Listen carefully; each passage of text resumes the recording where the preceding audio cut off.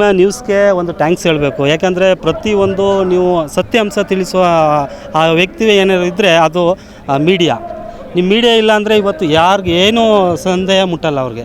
ನಿಮ್ಮಲ್ಲಿ ನಾನು ಒಂದು ಕೇಳ್ಕೊಳ್ಳೋದಿಷ್ಟೇ, ಈ JDS ಇಲ್ಲಿ ಪ್ರಭಾವವಾಗಿದ್ದು ಈ ಕ್ಷೇತ್ರದಲ್ಲಿ ಅವರು ಉಳಿಸ್ಕೊಳ್ಳೋ ಆ ಮಾತು ಒಂದು ನಾಲ್ಗೆ ಇಲ್ಲ ಅವ್ರಿಗೆ. ಹಾಗಾಗಿ ಈ ಕ್ಷೇತ್ರದಲ್ಲಿ ಈ ಹಾಸನದಲ್ಲಿ ಅವ್ರನ್ನ ಕೈ ಬಿಟ್ಟಿದ್ದಾರೆ. ನಮಗೆ ಕಾಂಗ್ರೆಸ್ಗೆ ತುಂಬ ಸಪೋರ್ಟ್ ಮಾಡ್ತಾಯಿದ್ದಾರೆ ಮತ್ತು ಈ ಹಾಸನದಲ್ಲಿ JDSನ ತೊಲಗಿಸ್ತಾ ಇದ್ದೀವಿ. ಅದನ್ನು ನಾನು ಹೇಳೋಕ್ಕೆ ಇಷ್ಟಪಡ್ತೀನಿ. ನಾನು ಚಾಮರಾಜನಗರ ಕಾಂಗ್ರೆಸ್ ಕಾರ್ಮಿಕ ಜಿಲ್ಲಾಧ್ಯಕ್ಷ ಆಗಿದ್ದೀನಿ.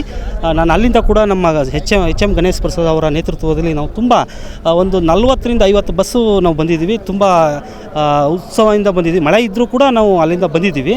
ಇದೇ ಭಾಗ ಯಾಕೆ ಆಯ್ಕೆ ಮಾಡ್ಕೊಂಡ್ರಿ?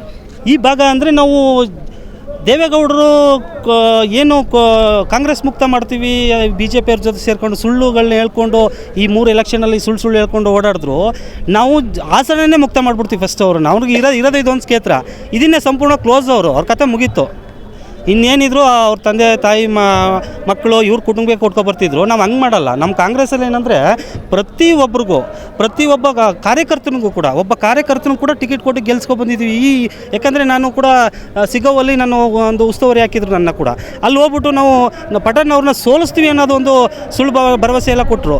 ನಾವು ಗೆಲ್ಸ್ತೀವಿ ಅಂತ ಹೇಳಿ ನಮ್ಮ ಸತೀಶ್ ಸಾಹೇಬರು ಜಾರಕಿಹೊಳಿ ಹಾಗೂ ಮುನೀರ್ ಭಾಯ್ ಅವರ ನೇತೃತ್ವದಲ್ಲಿ ನಾವು ಕೆಲಸ ಮಾಡಿ ನಾವು ಗೆಲ್ಸ್ಕೊಂಡ್ಬಂದಿದ್ದೀವಿ.